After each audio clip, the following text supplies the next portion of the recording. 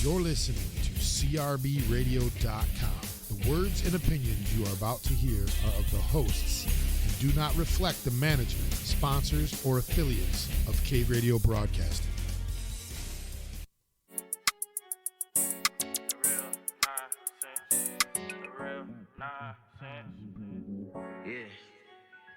This the real nonsense, you better call in. Tune in, you might even hear your best friend. You know we live every Saturday, better tap in. Got some real knowledge for all you young men. Not just for men, it's for ladies too. All ages, we don't care if you 82. Cause it's the real nonsense. The real nonsense. For real, let me hear that. Coming to you live as Stone's Throw from the Motor City and courtesy of Cave Radio Broadcasting Studios in fabulous Redford, Michigan. This is The Real Nonsense, hosted by Dr. Christopher Rogers. Sitting to my left, Chris, how are you, sir? Hey, I'm great. What's going on, Eric? Oh, happy Saturday. Happy Saturday. Beautiful day in the neighborhood. Hey, we're in December. No snow. Thank God. Cold, but no snow. So I'll take that any day of the week. So listen, this is a very special episode of the Real Nonsense Podcast. I'm joined again by the friend of the Real Nonsense, not friend, family of the Real Nonsense, Mr. Damion Jackson of BRJ1 Media Group, LLC. Thank you, Damion. And Erinn Reed from Tailor Learning, LLC. So today we're going to sit back, have a nice conversation about a whole bunch of different topics. We're going to let it flow however it flows. And, hey, we're going to get into it, right? It is what it is, right? Erinn, how you doing? I'm well. You well? Glad to be here. You glad to be here? Yes. Damion, what's going on? How you doing, brother? Slow motion, man. You know, getting over the holiday. Ready for the break? Yeah, I think we 14 days out. Yeah, the countdown is real. Teachers count. Teachers count. Oh, yeah. Okay, teachers count. When I left the classroom, I stopped keeping count of hours and periods. I walk into a school. They'd be like, I gotta go to class. I'm like, what hour is this? What period? Like, I don't work that way anymore, so I don't keep in touch. But it is. I'm ready for the winter break myself because central office is closed. I'm ready to go home. It's been long through the pandemic. Now coming back, it's long. Mm-hmm. I'm ready to go home. I'm hate that we get out the 23rd. When do you get out? About the same time. Yeah, that sucks. Same 23rd. The 23rd. Yep. Really? Yep. Did we get out Southfield before Public that? Schools is holding us hostage. Y'all go back to 9th? Yes. Yeah, I'm good with that. Mm-hmm. It's still 2 weeks off. Yeah. It doesn't feel like that though. I feel cheated. Something feels wrong. I gotta go to work all the way up to the day before. It's been like that. Seems like for the last 2 years. Are you sure? Yeah, about 22nd or the 23rd. Yeah. Mm-hmm. Really? So what's the holiday plans? What we got going on? I am relaxing. Grading papers? Absolutely not. I don't grade papers at home, period. I know that's right. I work at work. I know that's right. What you got going on there? Same thing, you know, closing out the fourth quarter. I'm excited about hopefully 2023, what it has. You know, I got a couple other things on the horizon that I'm looking forward to. Good. You know, I was just looking at Chalkbeat today, and they said, I was reading it actually when you came in, about Michigan State condensing their teacher preparation program from 5 years to 4. And before you guys came on, was it 2 or 3 episodes, Eric, that we had Dr. Harville here? Yeah. She came a week before I did. Okay, she came. Okay, so we were talking to her about the possibilities of, like, you know, what happens when you just don't have teacher service at all, and you have to bring people in from the private sector, like they got experience. What does that look like? Because there's a teacher shortage, and this seems to be addressing that. What do you think about that, Erinn? Well, it's been only in the last, I guess, 15, 20 years where teacher preparation programs have expanded to 5 years. At KU, the School of Ed was a 5-year program, which was different from most schools. I think that So you could be an engineer in 4 years, but it take 5 years to be a teacher? Yeah. You could be an astrophysicist in 4, right? Basically. Why? What's 5 for? What's the... I guess the premise was at the time is that teachers would be better prepared because once you finish, you had 19 graduate credit hours. Once you finish, I personally don't think that it's necessary. I feel as though once a student has declared their major, that the classes should be intensive in their preparation. It's not how long, it's how thorough the preparation is. And so, I mean, it's just a deterrent from kids wanting to go into education. It seems like don't know what you think, Damion, but it seems like a lot of people are not going to education anymore. They're not. I was just sitting here thinking that he's talking about they reducing it to 4 years. We got a substitute shortage problem in America, not just in the state of Michigan. We covering each other's classes in my building for our colleagues that have to take off of work. Wow. So, no subs. No subs. The salary is not competitive. I've been on this probably about 15, 20 years watching Newsweek and Business Week. Mm-hmm. If you identify the profession of education, they don't even put it in the top tiers. It's always other. You get your Business Week magazine or Fortune magazine and you look at careers, and that to me is insulting because every occupation that comes out of the field has to go through an educator.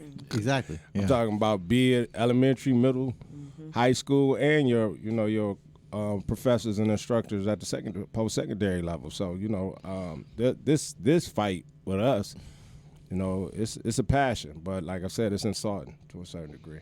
Yeah. You know what I was thinking just now when you said that? Here's what I was thinking. If you're not going to pay teachers more, anybody that gets a degree in education goes to a classroom, just wipe their student loans out, period.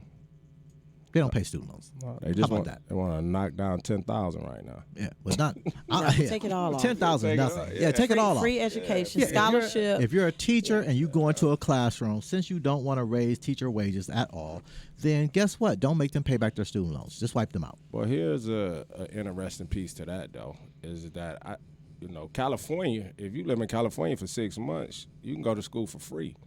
Why does other states use that model, though? For post-secondary education.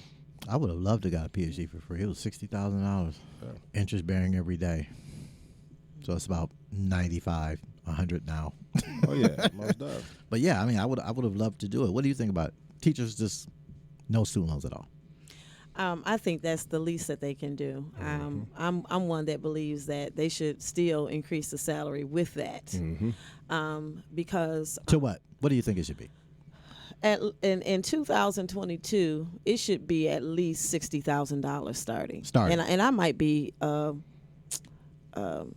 little lenient. Yeah. Because it's so much, we carry so much. It's so much riding on our shoulders. Okay. I mean, the quality of professional that comes out with all the different professions that we produce. We're responsible for the quality of profession because we provide the foundation for all of the different professions. And so we take the brunt of the criticism when things aren't going well. And so I feel as though, I come up with the belief that to whom much is given, much is required. But with teachers, so much has been required, but not much given. Yeah. How about that? That says a lot. That says a lot. I think I look at teaching now versus maybe 10 years ago, and I'm like, there needs to be, and I hate to say this, but hazard pay, right? Schools are becoming like targets for people who just, mayhem, chaos.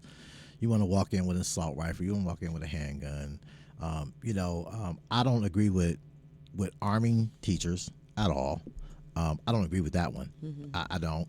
I think I'm one of the few people that I've talked to ever that says no. I don't want to put guns in the hands of teachers.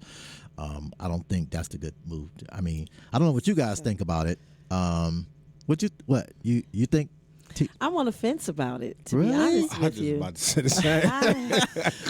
really? On one hand, I feel like no, because of the environment that you create with that. But at the same time, it's like, again, people expect teachers to protect the students, not just teach them. Yeah. But we have families that want us to come home too. So what happens when the teacher's in the room and they get into it with that student? Because you see it sometimes on YouTube and TikTok and everything, and the teacher's catching it, right? What does that end? Like, are you gonna unlock your drawer, or because you're getting hammered here? Or like in Oak Park that time when they had it on the news where the kids came in and the parents came in and you had a melee. Everybody was fighting everybody. Or even at Henry Ford a couple of months ago when they had a riot literally in the middle of the street. Like, what happens when somebody is armed?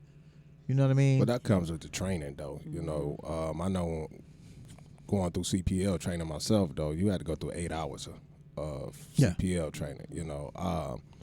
Also, there's a level of maturity. You know, there's some things that you shouldn't do. Yeah. You know, if you're emotional or you're a hothead, you know, those things that you have to start questioning yourself on, you know, in regards to that.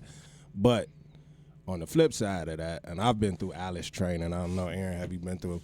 When you're in charge of protecting somebody's child, and you know, through Alice training, it sounds good and all that, locking doors with belts and hiding and then throwing books and all of that stuff. And you talking about somebody with a semi-automatic weapon coming in, and there's a different mentality to that. You know, like Ms. Reed just said, when we go home, when we go to work, our job is to get back home.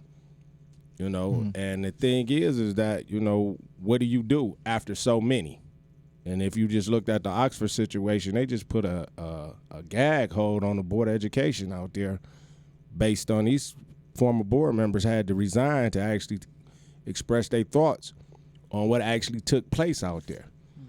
And that could have been prevented on a lot of different levels. But at the same time, you know, you gotta think. Every district I've been to, I've been trained in the Alice training, but it's coming to a point where, you know, it's a Second Amendment right issue a lot of times too. Yeah, you know, I think, and I'm a CPL carrier. I'm proud CPL and a proud gun owner at that. But I think for me, I think that's the last place other than police and security I want to see a gun. I don't want to carry it at school because I don't want to get to that point where I literally have to pull that weapon. And definitely don't want to do it and have to pull it and use it in front of kids, right? I mean, that's just the last thing. That's a nightmare for me to have to do that. I just think we should just put security and police at schools and just, you know, and have a constant police security presence. That works for me personally. I think teachers having a gun, because sometimes people get trained. People got CPLs and get trained, and they snap and they shoot people, and they got CPLs. I mean, you know what I'm saying? So I don't know. It's just something I thought about. So what do you do with the districts that's cutting their budgets and then they eliminate the SOR officers and everything? And you're talking about safety. Yeah, you know, yeah. They eliminating, and then they're hiring outside security companies that really. You know, when I worked for DPS back in the early 90s, that's one thing that I actually kind of admired about them having their own security officers, and they put them through the same training that they did with DPD. So I think they went through a 13-week training academy. But like I said, you know, I know a lot of districts are smaller. You're dealing with rural districts along with, you know, some urban districts. But at the same time, what's the real issue in terms of securing and providing safety for teachers and students? You know, we never think this will happen until it happens in our backyard, right? So Oxford is our backyard. It happened. So now this is something that people should demand. I mean, you know, we demand computers, we demand this, we demand that. We should demand safety in these buildings. It should be a demand. Every parent that goes to a board meeting, that should be the first thing on their agenda. Make sure the schools are equipped with people to protect the children. Teachers are there to protect children in a different type of way, right?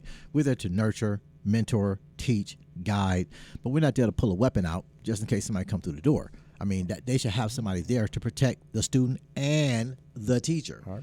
I mean, how many schools do we have to have this happen before we say we need to mandate it? I don't know. But you like, hey, give me my gun and put it in my lockbox. Like I said, I don't think that is I don't think it's that country cut and dry.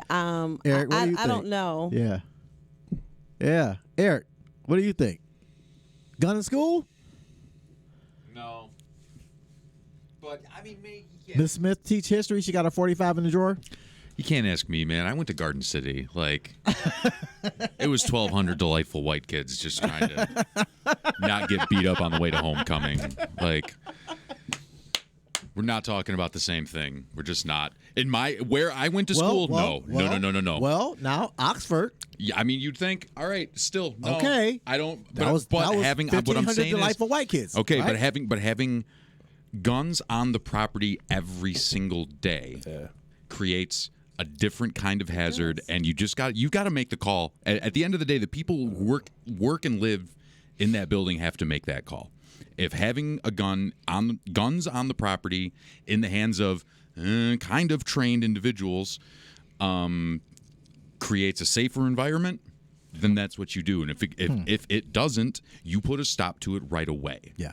You don't. We're not going to have. What I don't want to have is to have a constitutional amendment argument that puts kids' safety somewhere other than first. I get it. That makes sense.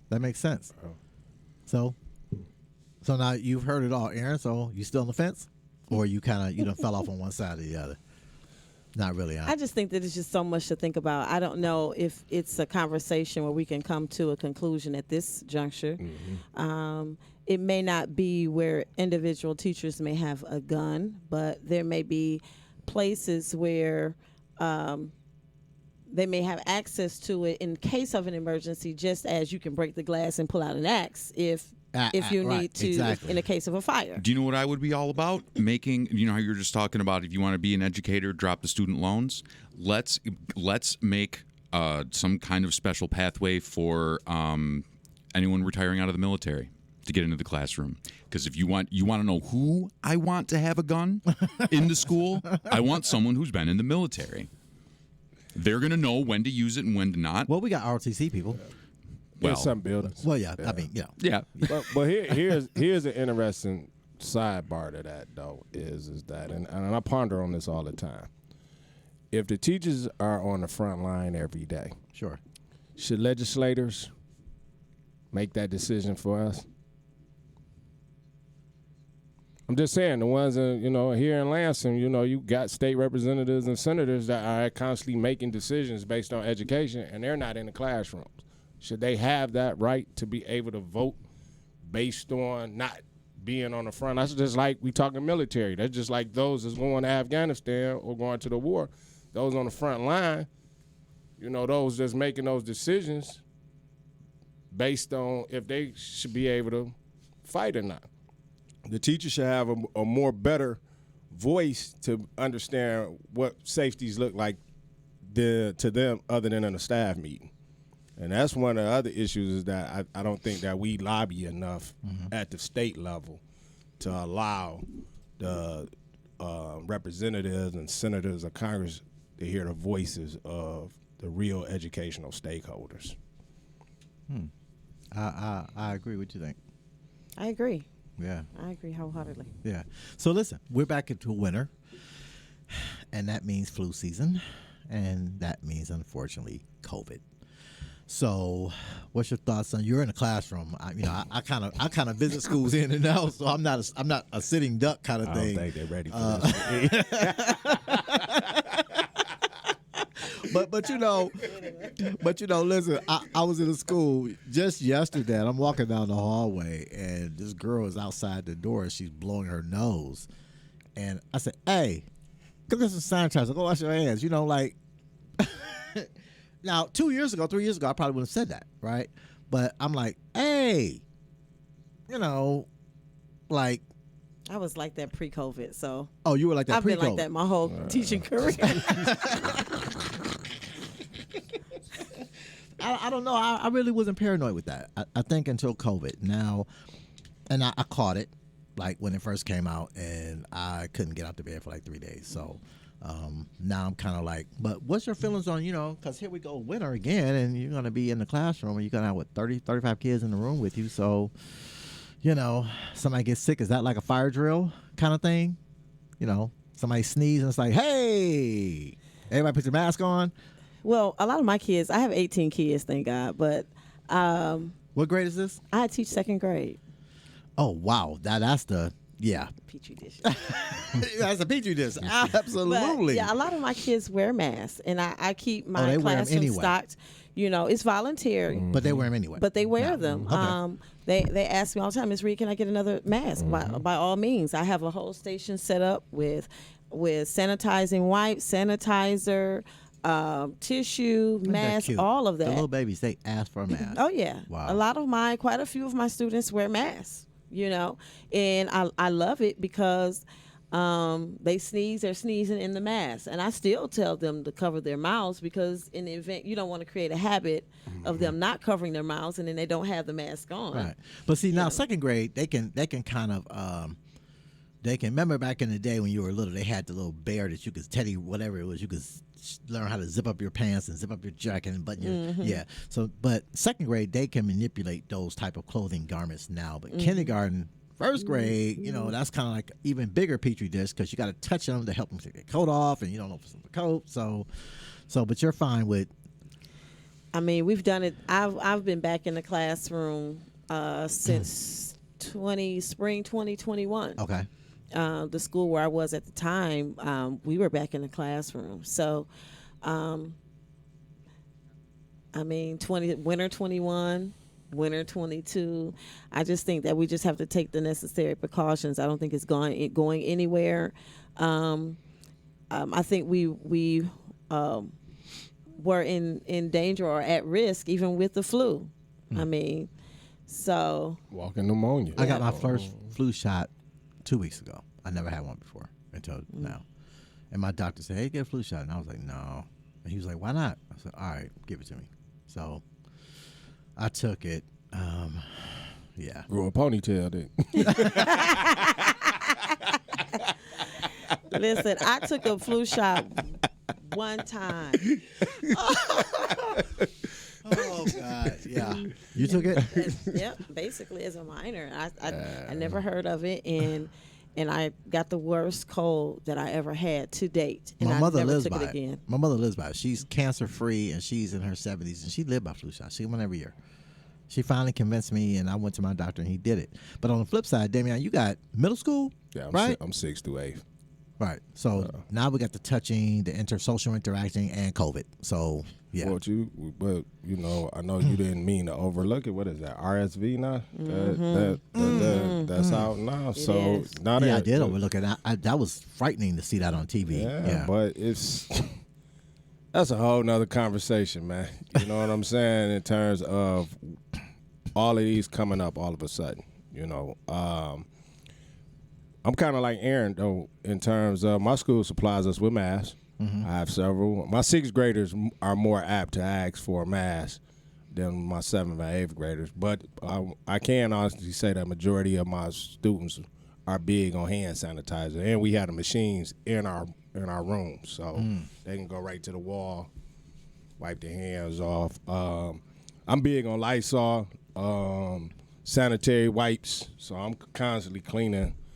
Plus, I got a little touch of OCD. I ain't gonna lie to you. So I'm full blown. Yeah. Yeah. So I'm big on that though. But holding them accountable. But like I said, our students, they're knowledgeable of it. They step outside the classroom if they have to blow their nose, and I'm not really.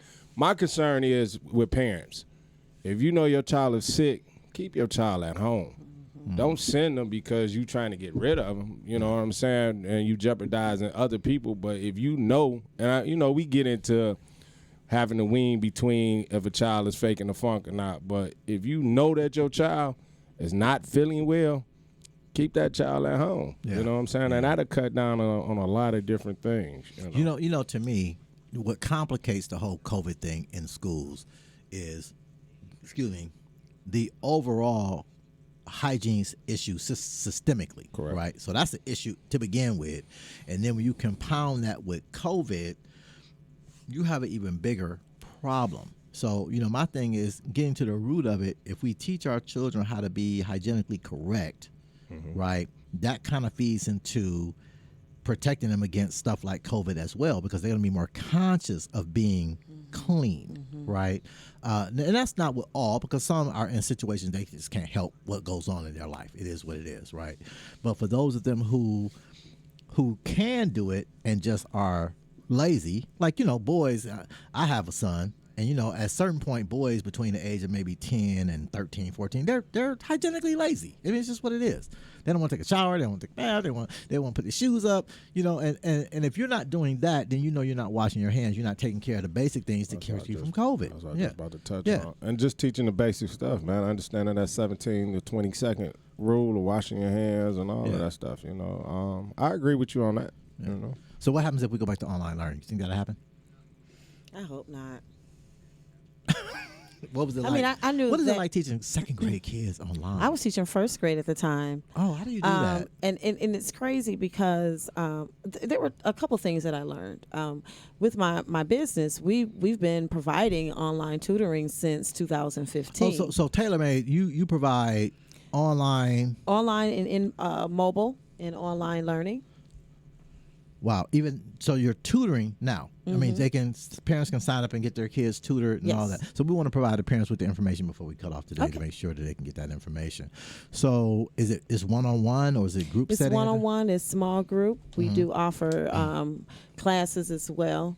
Up to what grade level? 12th grade. Up to K through 12. K-12. Wow, that's a big range. Yes. Yeah, we have the people to do it. So. Oh wow. Okay. Great. Mm-hmm. So first grade with little kids online, they had their cameras on. Well, I learned they were supposed to have their cameras on. Okay. The one thing that I learned is that I was not an advocate for first, second grade doing online tutoring. Okay. But they did show me that they could navigate it depending on the student. But all day was another issue. I think that particularly with K2, they need that in-person contact. That personal connection and building those relationships is part of teaching and learning. And those are things that you miss out on behind the screen.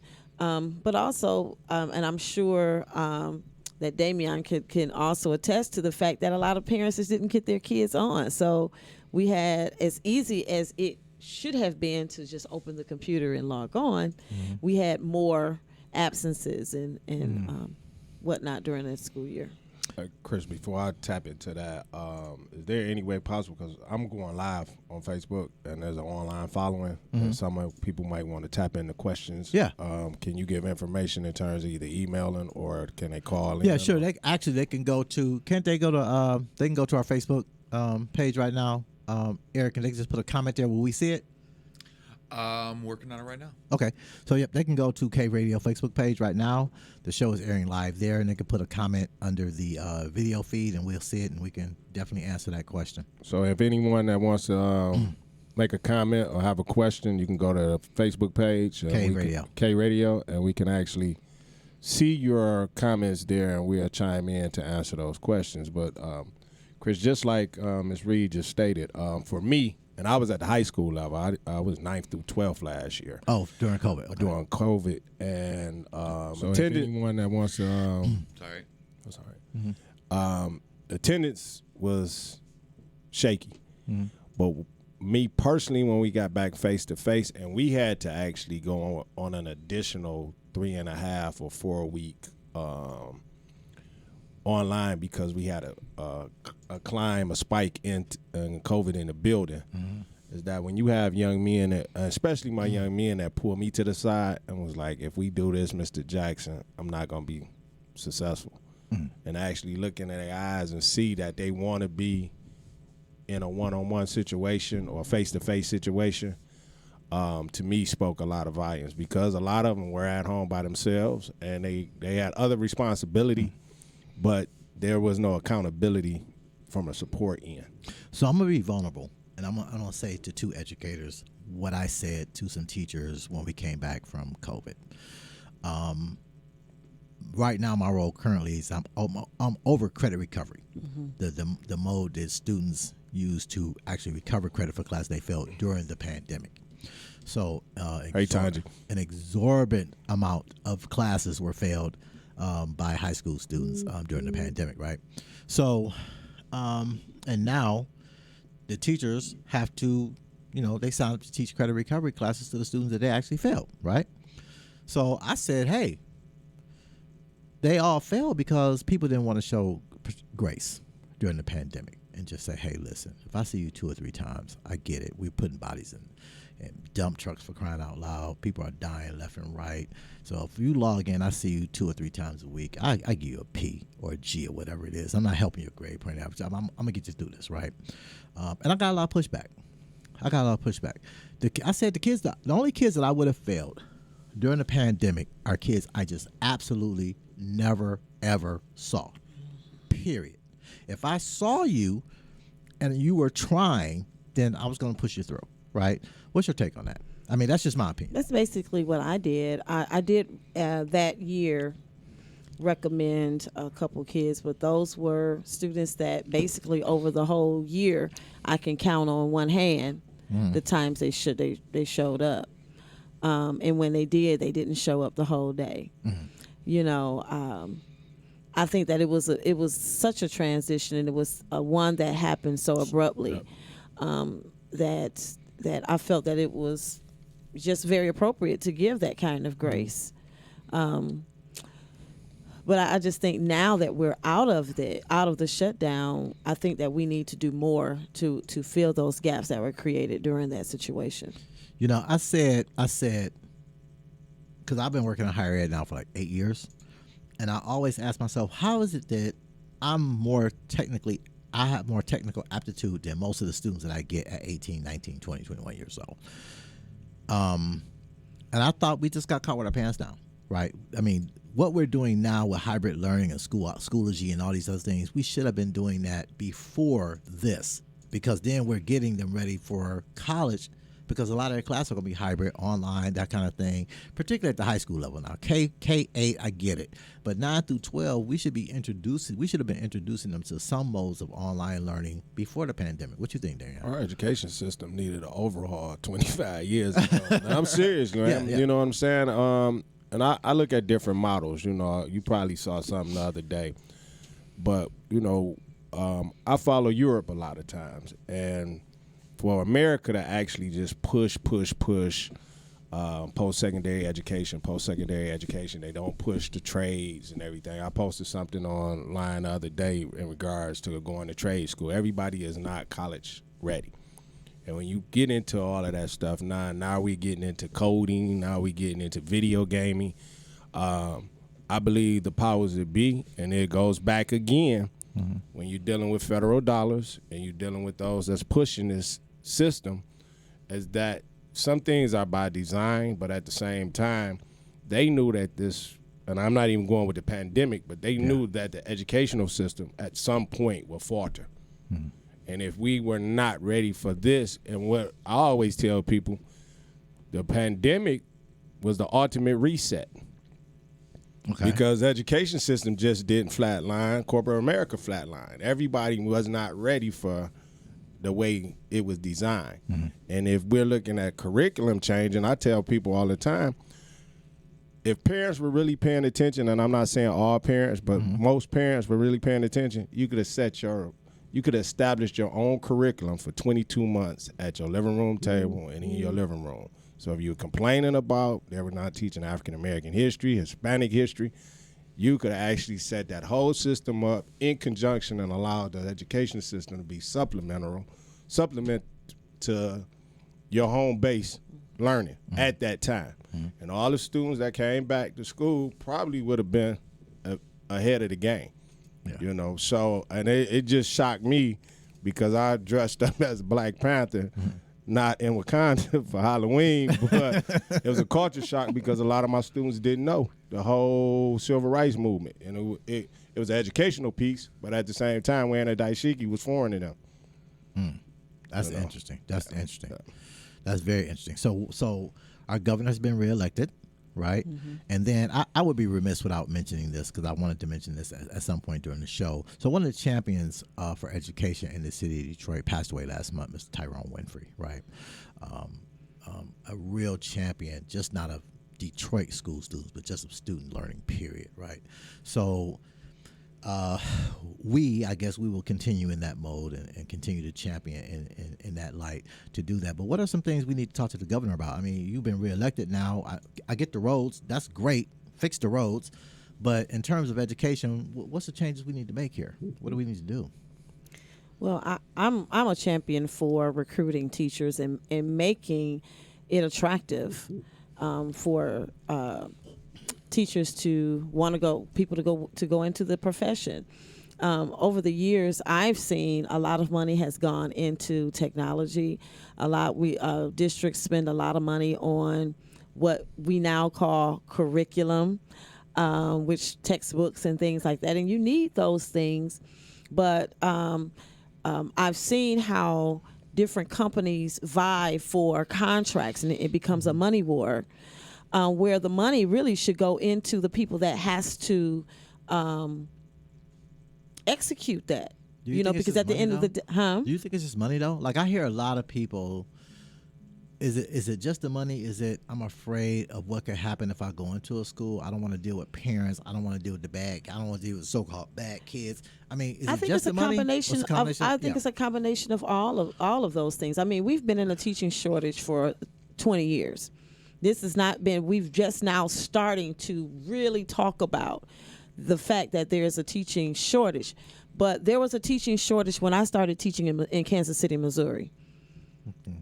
Okay, in the late 90s. And so I just think that is something that has not really been addressed. No one has really asked the questions of why aren't college students going into education to really figure out what can make it attractive. I've seen it happen for nursing. Look, I'm gonna be honest, right? Mm-hmm. I'll be honest. I think the only reason education has a teacher shortage is because they are holding on to something that they could loosen the reins on and probably get more people to come into the field, and that's the certification thing. I've been in education now since '93.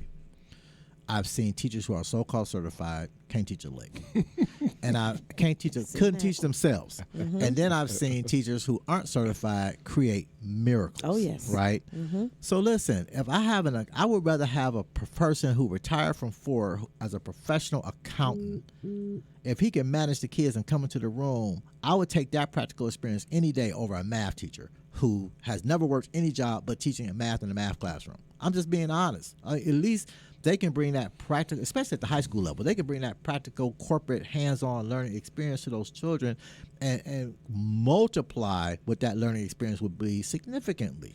When you were just talking about, getting kids into the trades and exposing them to that, the guy I live with right now would be the best Career shop pathways. teacher in DPS right now.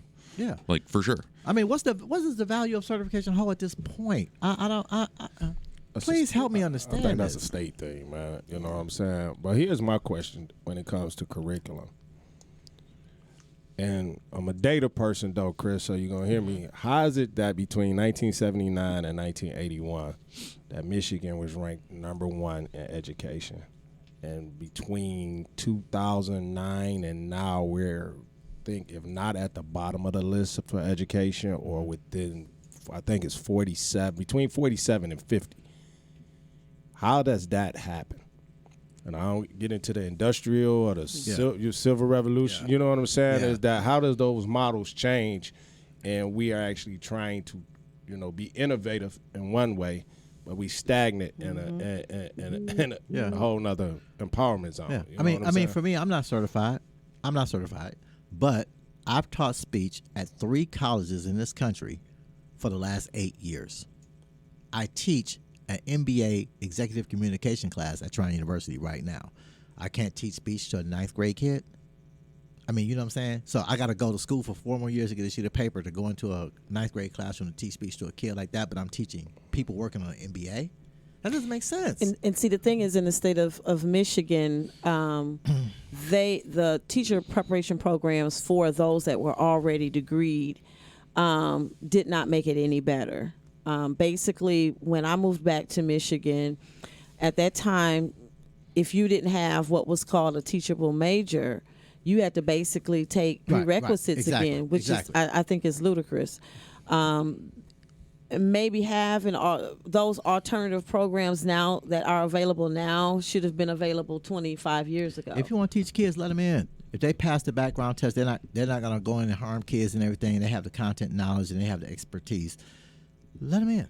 Get them a permit. Do what you got to do. You don't have teachers. We speaking to the choir, Chris. I'm saying is that this is a state level. It's a legislation level. I'm just saying Department of Education, MDE, all of those that individuals that's not on the front line. Now, you might have some individuals up there that might have had past educational background. But a lot of times, like I said, is that we elect these officials to sit in these seats, and a lot of times they do not have the interest of the people. So what's the biggest change you'd like to see? One of the biggest. A curriculum overhaul. A total educational overhaul. From a first starting at the federal level, though. You know what I'm saying? Is that let's take, and I'm really don't care. When you look at Secretary of Education, who was our last Secretary of Education that had no education background under 45 administration, and they're still constantly trying to push this agenda. You know, school of choice, all of that stuff, but they have not been in a public school sector. And you could toss all this money around, but at the same time, we're pushing agendas. We're not pushing the outcome of how people actually should live. And that's what I'm saying is you get a $6 million donation, I'm going to give you this seat. I don't have no clue of what education look like or what an education framework should look like. And one of my best experiences when I was in my grad program at Marygrove, and one of my professors told me that education was one of the most lucrative professions ever. It opened my eyes to a whole lot of different things, seriously. And it's just not being trapped in a classroom for 30 years. You can write books, you can publish things. So education, the whole realm for education can actually, you know, be enlightening. Like I tell everybody, education can change your situation. That's one of my tags in my student. Education can change your situation. Right. But what I'm saying is that we as teachers, parents, students, we have to become the voice of what we want and not allow other people to dictate what they think we need, especially in urban sectors. But it's the same thing in rural sectors, though. So, what's your take on that, Erinn? I agree. I think nothing will change until the community gets involved and really lift their voices to the needs of the community. And many other when I started teaching in Kansas City, I taught in a school that about 80% of the students came from another country. We had Somalian, Sudanese refugees. We had students from Vietnam. And I just watched how they moved. They create their own communities, and when they come over, they're educated based on the needs. So I can send my child to a dentist, to a general practice doctor. I can go to a car dealership and get a car because they feel those needs. I think that we're behind in that we are looking for someone outside of our community to really care about the needs of our community more than we do. And so I think it's just a matter of us really taking a stand and making it a priority. You know, one of the things that I was going to throw at you guys today was the attendance piece thing. I wanted to kind of talk about that. But then I thought about it and I said, you know what? One of the problems that we have in this city is our transit system. It is horrible. It is horrible. Now, I mean, Uber and Lyft took the cab companies totally out of existence. Right? I mean, I saw a cab the other day for the first time. And I was like, wow, I took a picture of it. I did. I pulled up at the school. It was a cab. And I said, nostalgic. Yeah, let me take a picture of this. It's like seeing a payphone. It's like seeing a payphone. You know what I'm saying? But you know, when we have kids, and I've driven by, because I visit schools. So I've driven by schools and seen kids at the bus stop, go in, check in the school, leave the school, get back in my car, drive down Wyoming and see the same kids at the same bus stop. The bus still hasn't come to pick them up, and they're late. Right? How do we push this? We have to get them to school. Like, so many of our kids don't have reliable transportation to schools, and the more schools we close, the more spread out the locations become. So, I mean, what's your guys' take on that? Because that's been my fight for the longest. Improve the transit system for their parents, so their parents can go to work, get money, make money, provide a better life for their kids. I mean, we have too many people that can't rely on public transportation in the city at all. and this is the Motor City, so we should ironically we should be leading the charge in the country in terms of public transportation, because after all, we the ones that revolutionized the four wheels. Yeah, I mean, my wife and I visited Seattle last year. I mean, it buses everywhere, like all day. They was just all day. And you come here, like you said, the Motor City, capital of the world, and you see a bus once every hour. Yeah, we should have a train system. I mean, other than we have. I just seen something in China the other day that they're creating transit systems and housing to pick your child up in your house. Oh yeah, I've seen that. What? So the train cool. stops Yeah. in front of your house. It rises up. The kid can get right on the bus, and they take right off, pick the next kid up, bring the kid back. Yeah. Amazing. Yeah. Wow. Amazing. And we're the world leaders, though. How does that work? I don't. No, that's questionable now. It is. No, and the reason I say that is because, like I said, I go back to research, studying Toyota. So, we had a big three, and we just talking about the Motor City. Toyota takes 5 years to master any automobile that they're actually going to produce. And their goal is to be a world power when it comes to the automotive industry. But they do not release a automobile until everything is certified, QC certified or QV certified within that 5-year range. So when you look at those foreign cars, Hondas, and it goes through a continuous system. But just reading on how they actually operate the automotive system, we look at numbers, and I'm a big propaganda person. They shoot numbers at us for us to actually believe, but the competition is really real when it comes to those students over there. And we just had a conversation in my building. I brought one of my mentors in to speak to my students the other day, is that the way they use TikTok. TikTok is a 40-second, and I do not like TikTok personally. Really? No, I'm not a big TikTok fan. We had this discussion last time, right. But TikTok is a 40 to 60-second reel. Right. Okay? Right. In America, everybody is going Universal Soul Circus or Barnaby Bailey Circus. All right? In China and Asia, TikTok is used for education purposes. Everything is science-based, math-based. So their students are actually looking at innovating, creating on the TikTok reels, but what they sell to American people is the opposite. What's your stance on that? You watch TikTok, Erinn? Not really. I'm one of those social media people that kind of scroll but don't get too engrossed in it, may post here and there. But one thing that I feel that TikTok does is that gets you in a mode of only being able to focus on something for a short period of time. And so we're creating a society where no one can really stay focused because we've been conditioned for these sound bites of everything. I look at it for 40 seconds. I see it here. I'll read a caption and then comment on it without even opening up the link to read the article, because we've been conditioned that way. I just think that in one way, yes, it's entertaining, but for the skills that we need to be successful, it works against us. So before we get ready to close, I want to lift these businesses that you both have, because you both are entrepreneurs in your own right as well as educators. So why don't you talk to us a little bit about Tailor Made and how people can get in touch with you if they want their children to get some tutoring or some reinforcement or whatever. How do they do that? Well, Tailor Made Learning, we are an individualized academic enrichment and academic improvement company. So we work with students kindergarten through 12th grade. We look at helping them fill gaps so that they can become independent learners. That is our focus. We also work with high school students in SAT, ACT test prep. We have partnerships with organizations that work with workforce development. So we do work with 16 to 24-year-olds and sometimes older who are looking to get those certifications for skilled trades.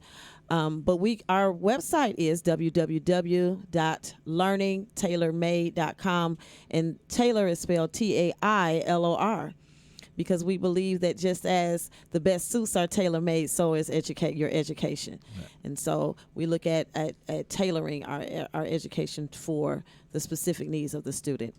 We also can be reached at 844-865-1501. Perfect.